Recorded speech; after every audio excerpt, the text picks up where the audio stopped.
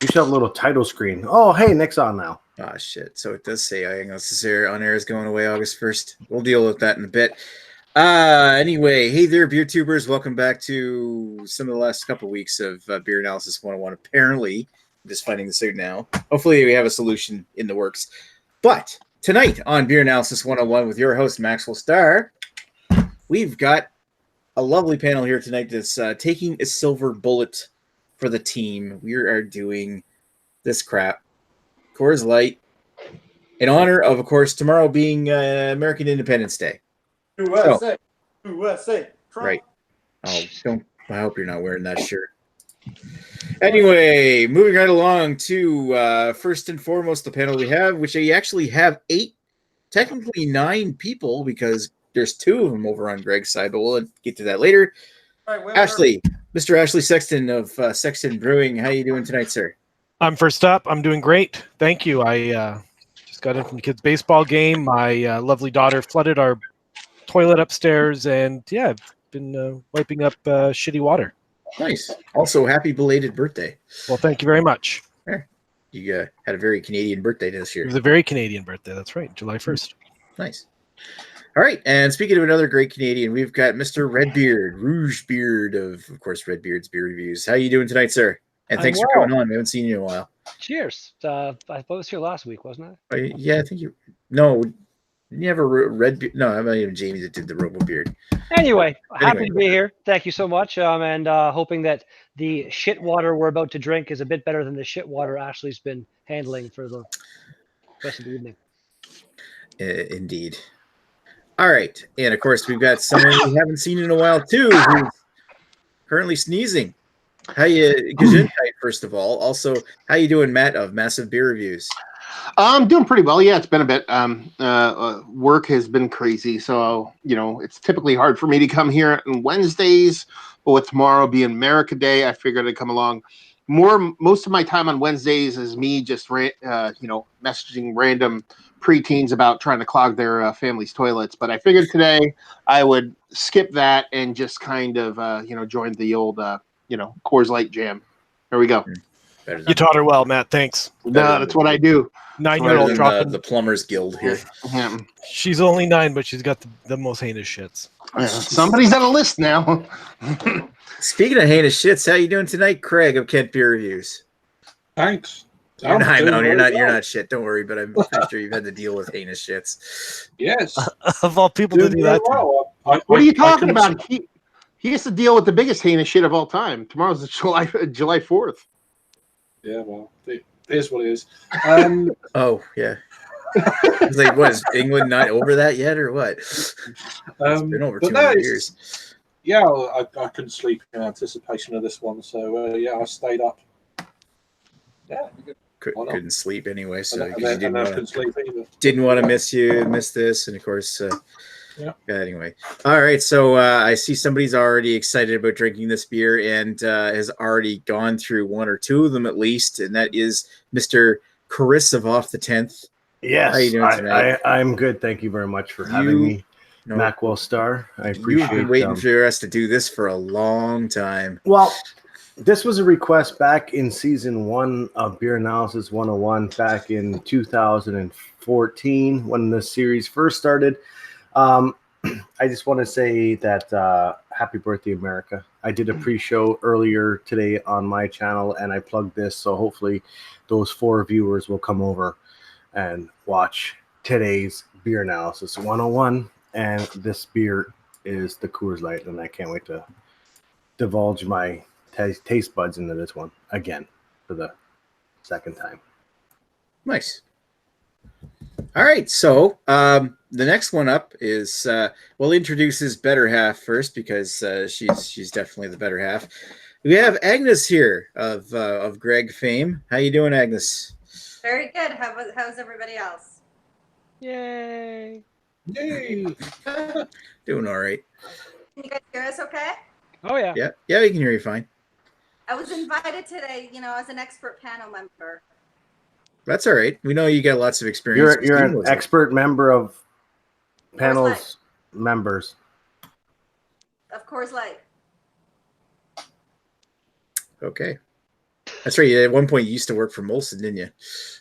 Did. Bye.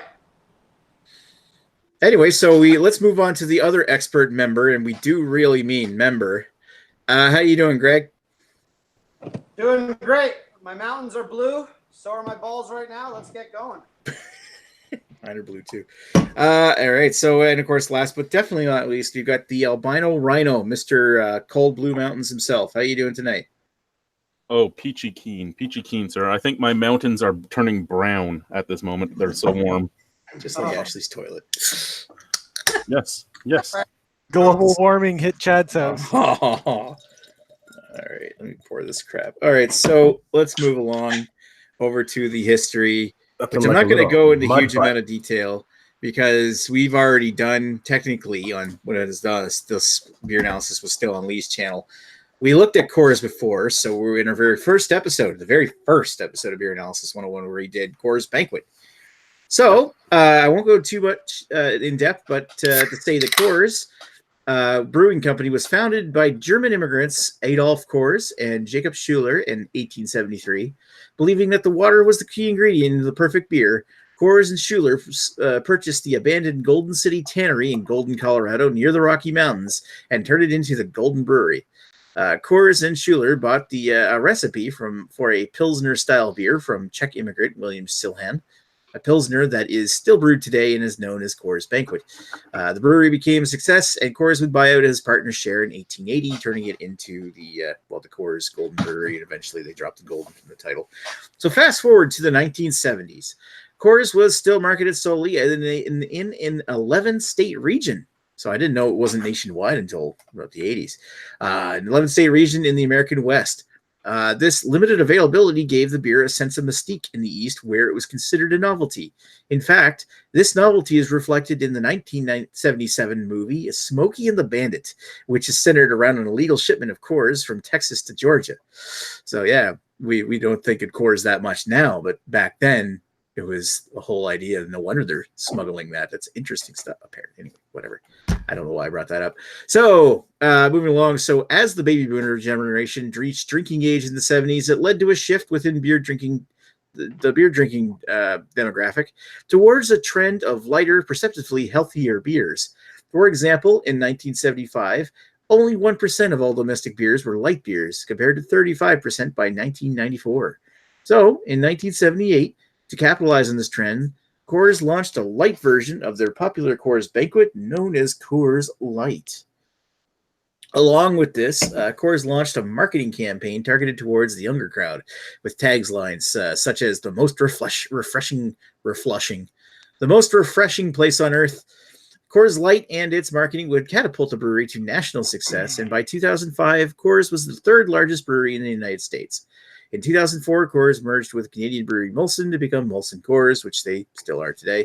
Other beers include, of course, Coors Banquet. They have Coors Slice, which is that orange crap Coors. They also have the naming rights to like Keystone products, so Keystone Light, as well as Blue Moon. We did an episode on Blue Moon already before. So, and of course, they also have other beers from Molson under the Molson Coors merger. So, Coors Light is a 4% ABV, I think 4.2 in the States, brewed with 100% American-grown two-row Moravian barley, corn syrup, and extracts.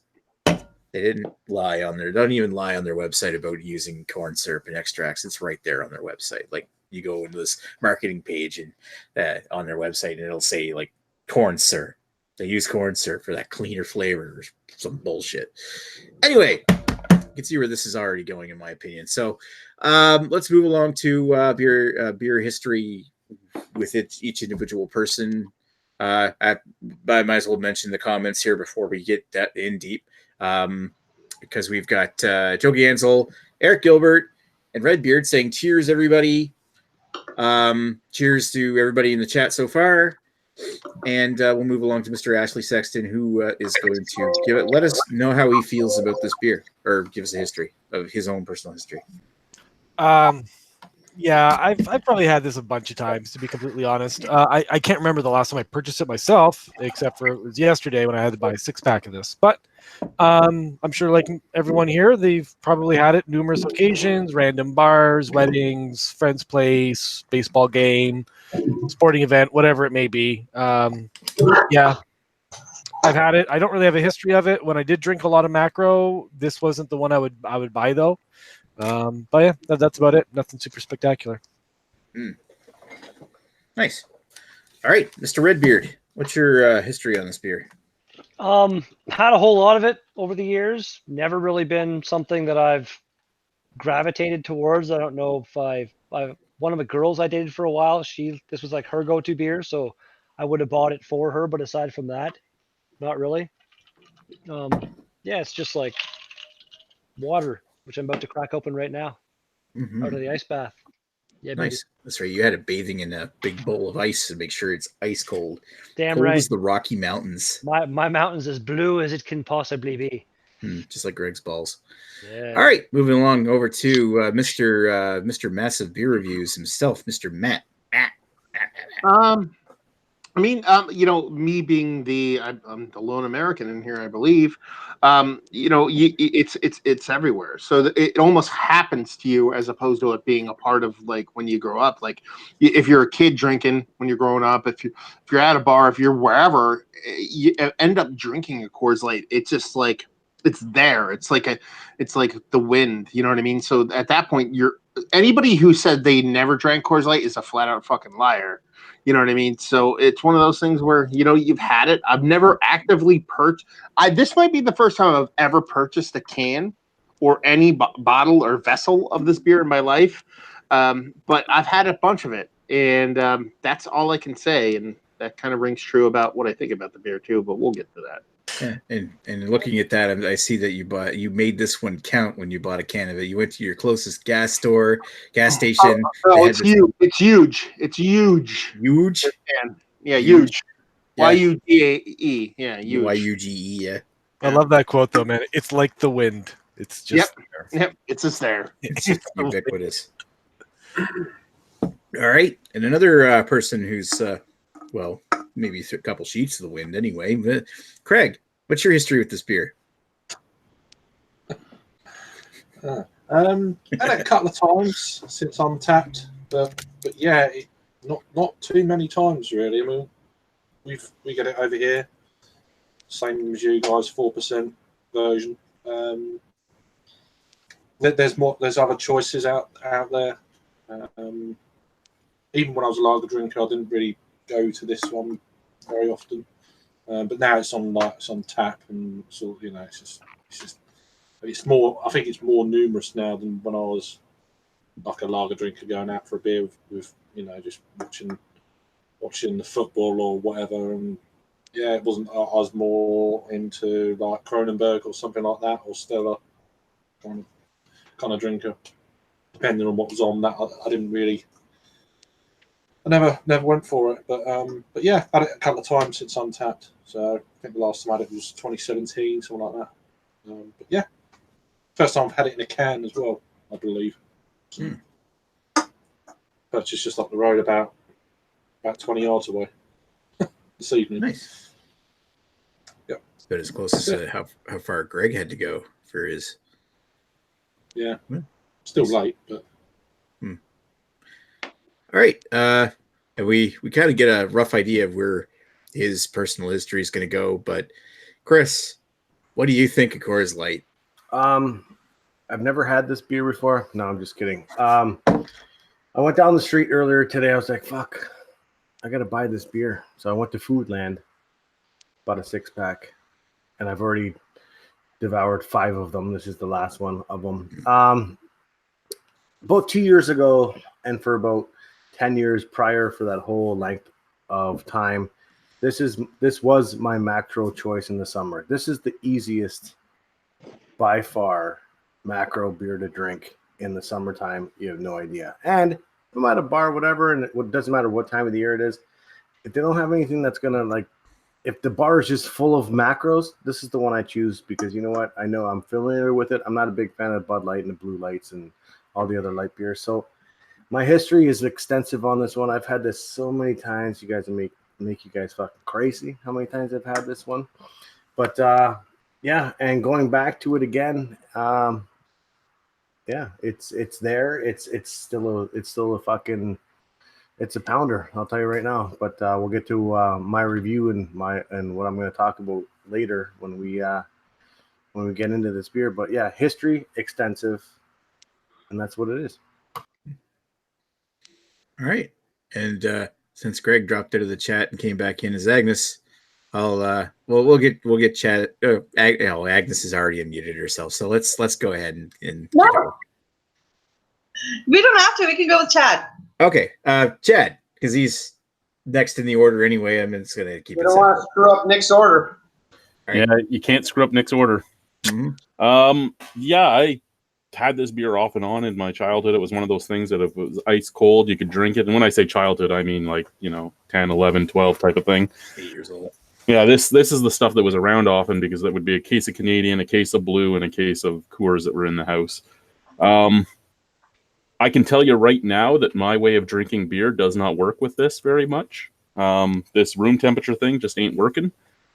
And currently my biggest memory about this beer is with Rolling Rock doing all their ads making fun of it, being actually giving more advertising to Coors than they really realize.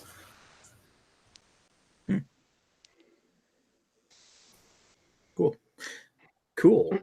Literally cool. All right. Now we'll get over to Agnes.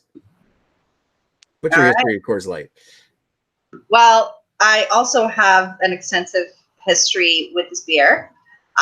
So I think my first memory of it is when I think I was going to a party when I was 16 or 17, and I asked my dad to get me a beer, and he bought me a whole bunch of and at the time cans weren't very popular, but he bought me a whole bunch of these cans, and I hated cans, so I decided to in my wisdom drink it really, really extremely quickly so that I didn't have to taste the aluminum can.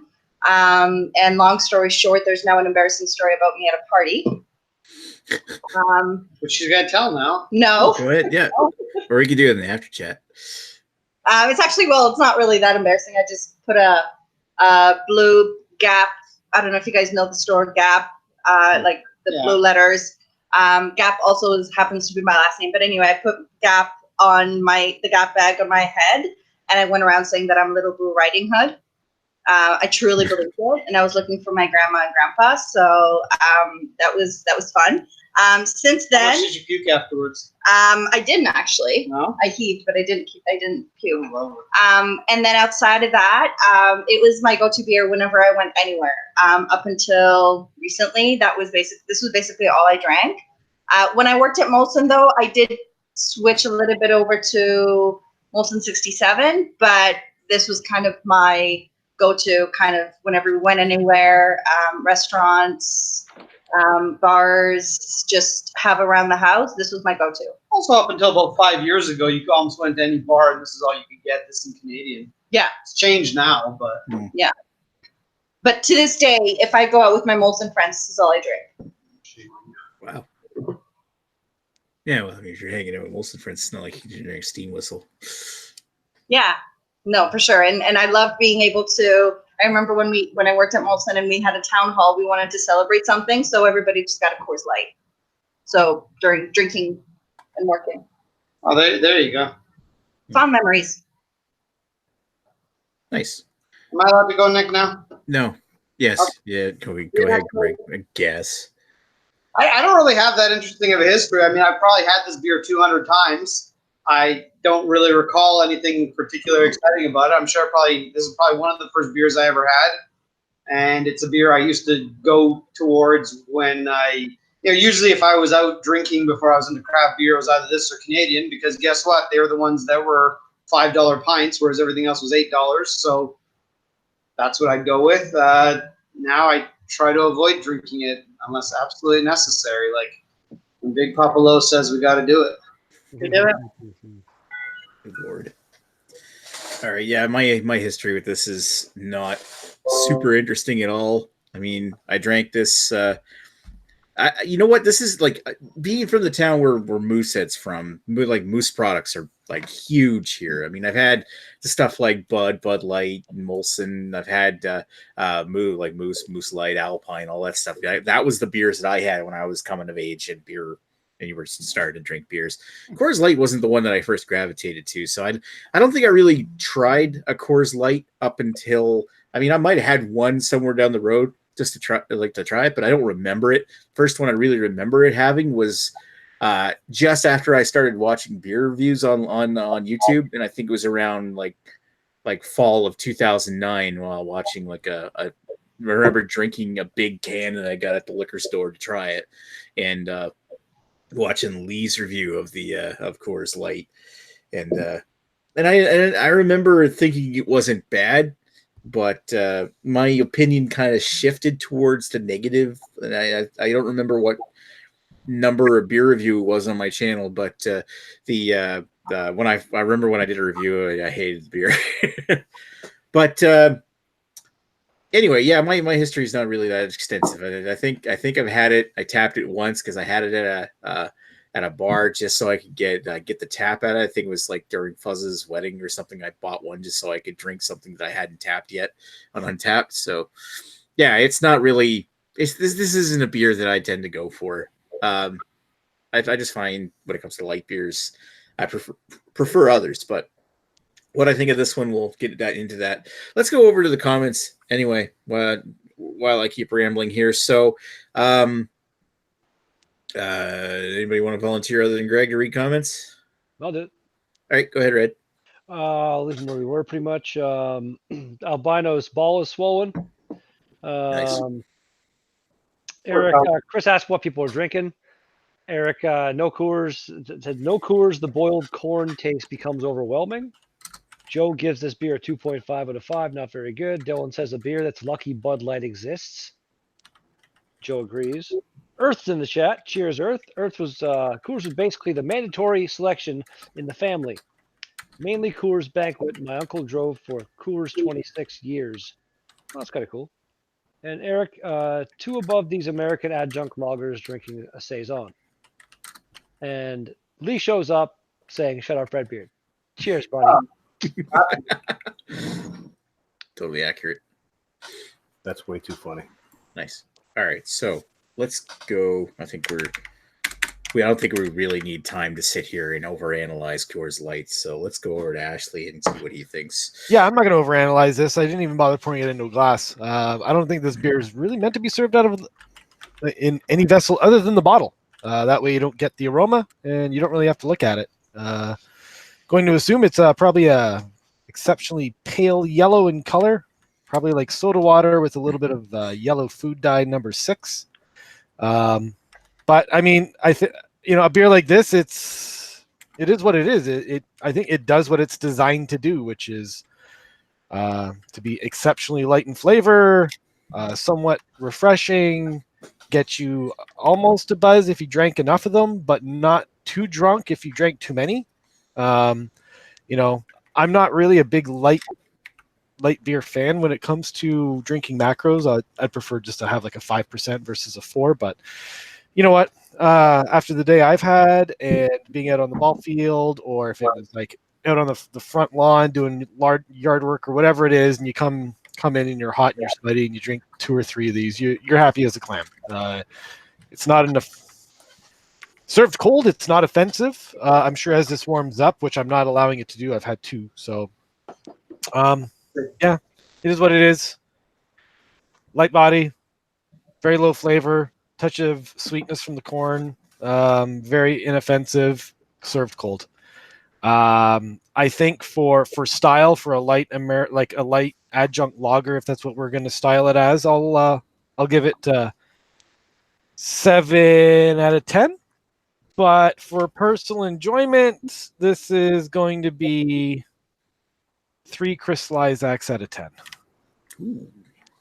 For personal. It's just not my jam. I mean, if I just want something like light and refreshing, I'd just rather drink a regular macro lager rather than a light one. Nice. All right, Redbeard. Love going after Ash. always fun. Mm-hmm. Basically, act to follow. I can see it, and he pretty much is right. It really is crystal clear, just like somebody put a little bit of pee into some water. It's barely even off colored, and yeah, super easy drinking. Nothing really bad about it, but there's nothing really good about it. Like the flavor, there's nothing that would ever bring me back to this. Like there's a lot of other macro beers that I would grab before I grab this again. For what it is, it's easy drinking, crap macro stuff, like 7.5 maybe, and enjoyment 2.75 Out of 5, out of 7 overall. Yeah. And what's your style? My style is 7.5. All right. Trying to get it down before it warms up. Nice. Yeah, pretty much have to. All right, Matt. Let's see how your history goes. I mean, you got a lot more to down than the rest of us do. Yeah, I mean, it's probably the worst beer I ever had in my life.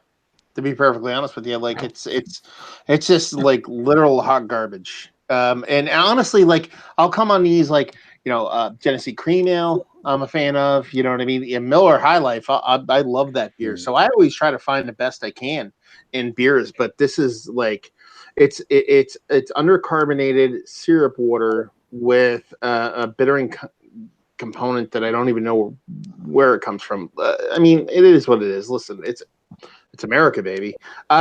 It's I don't even know what to say. It's the Big Mac of beers. I went into this laughing, going, okay, ha ha ha. It's not going to be as bad as it is because that's usually what I do, and it's infinitely worse than what I thought it would be. And as you know, like Chris said, it's like if he's going to pick anything out of the macro list of beers, this is the one he's going to pick because it's the easiest drinking. I go the exact opposite and say there's a reason why I have zero memory of this because it's not something I ever pick up on purpose because it is the literal dumpster fire of beers. And I don't even know what else to say. So I'll give it, as far as style goes, I'll give it a 2, and personal enjoyment, I'll give it a 0. Ooh, bring it down. Harsh. Facts suck, man. That's going to be a hard act to follow. Hey, Craig, your turn. It's just say ditto. no. It's a light lager, and I've had a few, and they've all been pretty kind of bland, like we all kind of said. I prefer this over Michelob Ultra, but that was proper awful. That was, for me, that's much worse. And this has got a little bit more going on with it, flavour wise, than that. But yeah, I mean, I'm giving it a 2 out of 10. Oh, and the same for enjoyment. Yeah, 2 and 2. That's where I'm at with it. Gross. Guys are being way too fucking harsh on this. All right, beer. Now we're gonna go with the guy who made sure that MGD was a winner. And come on, Chris, bring the scores way back up. You know it. I don't know if I'm going to necessarily bring the score up. I'm just going to say a couple things. Number one, let's look at the nutritional value on this one. Okay, now in the one bottle or in a 12-ounce can, the calories on this is only 102, and there's only 5 grams of carbs. So this is already a better flavored beer for just a couple more carbs than Mich Ultra. Now when we did Mich Ultra earlier, we talked about why would somebody buy Michelob Ultra over Coors Light when Michelob Ultra was way worse than this one, in my opinion. Anyway, this one has a little bit more flavor. Sure, it's probably the corn syrup or whatever the fucking adjuncts they're using in this beer, whatever. But this is what the problem with these low carb beers, when they say they're low carb, there's low flavor, low everything. But this beer, sure, it's low carb as well. Has a little bit more flavor, Now, there's a reason that I don't buy this beer often anymore. It's because palates change. They do. I mean, I got to stop saying it is what it is because I can't fucking stop saying it. But palates change. Mine has changed. Mine's kind of evolved into a hashtag juvenile palate now. So going over to macro beers when I'm drinking them, I currently drink now, like I said before in the intro on my history, I used to drink this 2 years ago. This was my summer beer, and for 10 years before that. Now I've moved up, and I don't know how much further up we're going on this one, but now I'm going into, if I got macro beers in front of me, this is not on my list. I'd rather drink like an MGD or a Corona or whatever that I'm just going to have outside in the heat with a little bit of flavor, a little bit of lime, sure, in the Corona, just to fucking, change my palate up a bit and fucking give it a little bit of a taste if I don't have a ton of craft beer sitting in my fridge.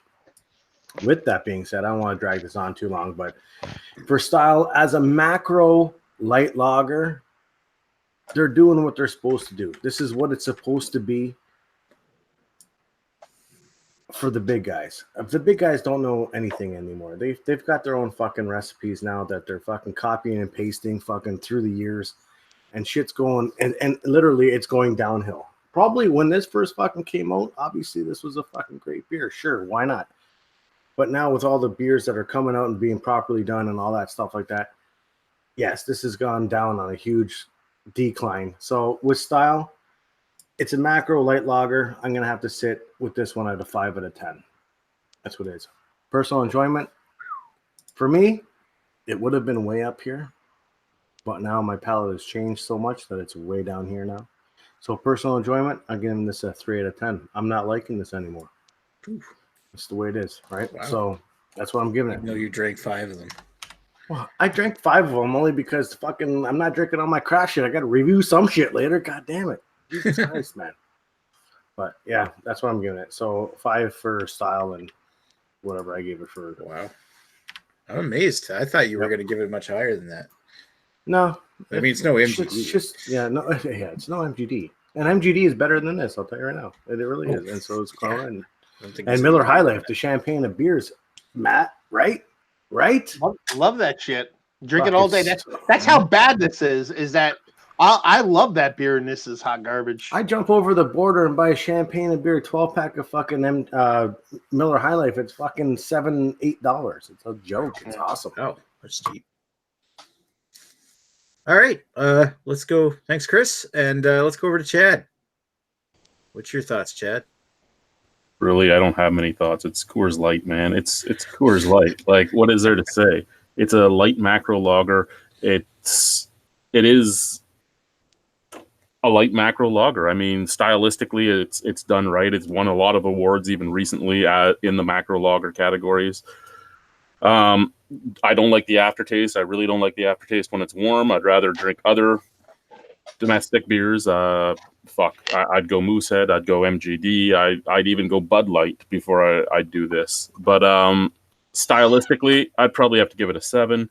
My own personal enjoyment, probably a 4. I mean, I can drink it if I really, really had to. I've drank it because I really, really had to because there was no other choices. But I just don't care to. Fair. All right. That's fair enough. All right. Now, let's Agnes's turn to try and bring up the scores. Well, it's funny because as I was thinking about all the ratings, I don't think that I would say that this is an amazing tasting beer. Whenever I go to any sort of craft brewery, I think I ask, do you have the closest thing to water? Because this reminds me of the closest thing to water. So I'm not going for it for taste. I'm going for it because it's refreshing and it's easy to drink. And yeah, so I don't know what are the ratings. So first you're going to give it a style. So you're going to compare it to other adjunct lagers. Light adjunct lager. So how would you compare it to like beers. Coors Light, that kind of thing? Moose so you're not comparing Light, it to because that's a true craft beer. I guess because of familiarity, I think if I was given a choice between Ultra and what was the other one? MTD with this. I probably pick this because I'm more familiar with it. So probably, I don't know, 6 or 7.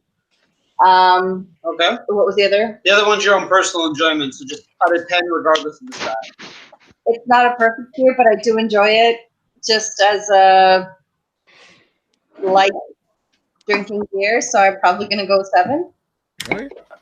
That's fair. All right. And Mr. Greg, what's your thoughts? First of all, I gotta say, my beer looks a lot cloudier than I remember. Yeah. Okay. I take it you finished yours. Yeah, I did. I finished it while it was still cold. Okay, here's the thing. I'm not a big fan of this beer. If you say this is the worst beer you've ever had or that this is hot garbage, you've either got the worst can ever or you've somehow managed to just avoid every awful beer ever made, because this beer is not good. It's far from the worst beer. We've done way worse beers. Michelob Ultra is way worse than this. Canadian is way worse than this. Bax 10% is way worse than this, but that's probably worse than just about everything.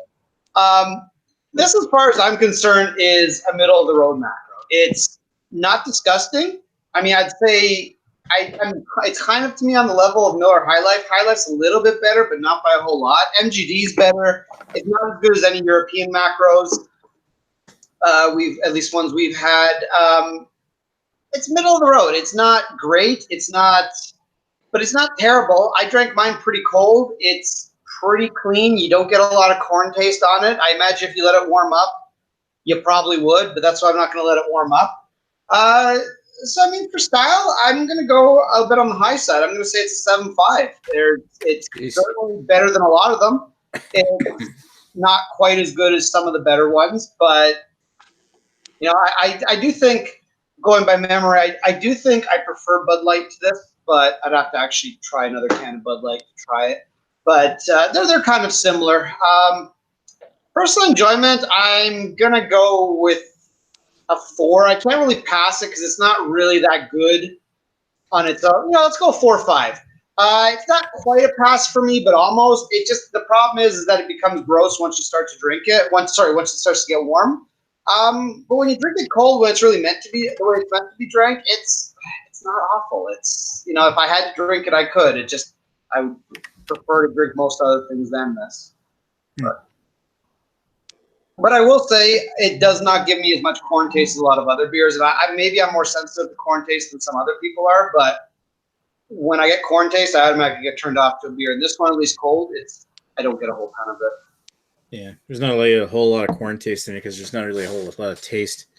Getting into my thoughts on this thing here, when it's ice cold, when you first crack it open, like the marketing tells you to like enjoy the taste of a cold one. Like apparently cold's the flavor, and really you gotta drink this cold because it's the only way that this beer is actually inoffensive. It's when it's nice and cold, it's got this nice yeasty, bready kind of smell. It goes down super cool, super easy. I will agree that it is quite refreshing when you drink it when it's ice cold, and it's got this nice light toffee taste in the back. As it warms up, this thing goes downhill super fast. Oh, yeah. That toffee starts to turn into this boiled veggie corn pop, soppy, wet cardboard. Hot garbage. Agreeing with Matt on this one here. It does really turn into a terrible aftertaste if you drink this thing warm. But if you drink this thing cold, like the marketing tells you to, yeah, it is a super inoffensive, easy drinking beer. But when it comes to light beers, this isn't really what I would consider the first one I would gravitate to. I mean, I've been mainly thinking about doing this because of like Chris has been wanting to do it for years, but I kind of get where he's coming at now, where it's just like it's not as good as you remember, or your palate's improved. But at the same time, when I compare this to other, like it's really not bad if you really like this beer when it comes to like drinking it ice cold. But when you compare it to whatever else is available is in the light beer category, I would wholeheartedly take a Miller High Life over this thing. Like no questions asked. I actually would buy a 12-pack of Miller High Life and I would enjoy that shit. This is just generally shit, and I wouldn't buy this first. A Moosehead Cracked Canoe is another light lager that's got a lot more flavor than this. But as far as I'm concerned, when it comes to like really the bar is not set too high when you consider the American light lager style doesn't have really a lot of winners in it, in my opinion. But I would give it a 6.5 for the style. I've had better light lagers, but I mean, it's definitely possible in that regard. But my own personal opinion on this thing is a 3.5. Don't really like it. All right, Rouge Beard. Any comments left? A couple actually. Yeah, where the fuck did we start here? Jesus Christ, there's a bunch of saison talk and fucking weird stuff, and so that's where we started there. Eric said he was drinking a saison, then Chad says only a saison at 5%. Eric says wrong. Chad says it's good if it's only over 5. There's a whole bunch of stuff about the saison crap talking here, and then Lee says let's go Chad's in here to give us the BJCP rundown. Eric says Coriolis effect sucker 3.5%. Eric needs a 3% mild that somebody made. Drinking a Rolling Rock. Chris gonna argue his ass off. He didn't though. Didn't. Lee says his palate is now out of diapers. It goes potty on its own. Eric says add some lime. Says 2 funnels out of 5 keg stands. Lee calls Eric a monster.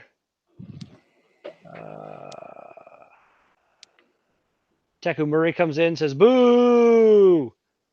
How does one analyze their own piss on a stick in a lab, not in your mouth? Not bad. Eric says, it'll get you drunk after hammering a 15-pack. Teku says, no. Sooner drink nothing at all. Says, comes with a free headache. Eric Fax is outstanding with shrooms. Okay. Dylan, question mark. Joe Gandel says, everything's better with shrooms. And Greg asks, NWB?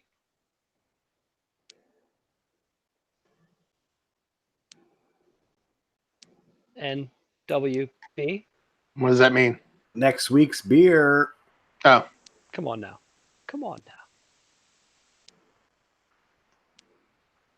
Yeah, I got to do the scores first before we do the next week's beer, but thank you very much for asking. We will get to that in a moment with no holds barred, just because somebody's already asked a magic question about what next week's beer is. You know what? It was great. I don't really feel like getting the graphic on this thing great because I don't really give a shit. Coors Light, rating 5.72 out of the style. So yeah, for the style, it's a mediocre light lager. Overall, fuck you, basically. 3.3. How did it get over 3? Agnes really liked it. The important thing is it's better than most Canadian. Yeah. Anyway, what is that? In the 40 fucking pound fucking. Yeah, I found a picture of a 40 ouncer on Google. Fucking Coors Light malt liquor. Like what the fuck? Oh god! I guarantee that bottle is plastic too. It's the best part. Totally plastic. Probably is a plastic.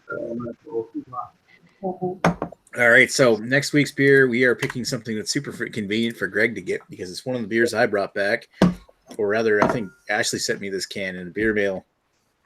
I didn't buy it though.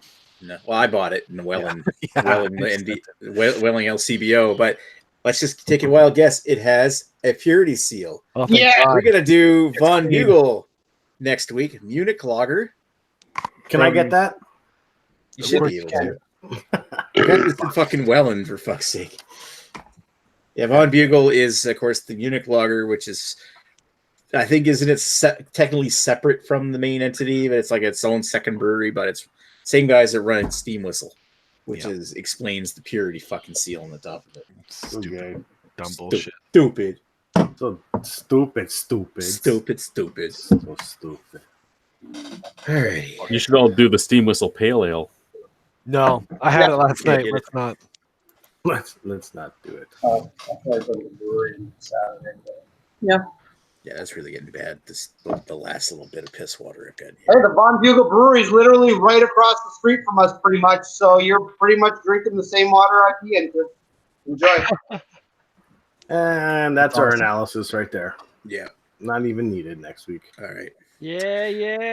Oh, yeah. Redbeard's already whipping at his penis. Oh, he's been telling us about his exploits already.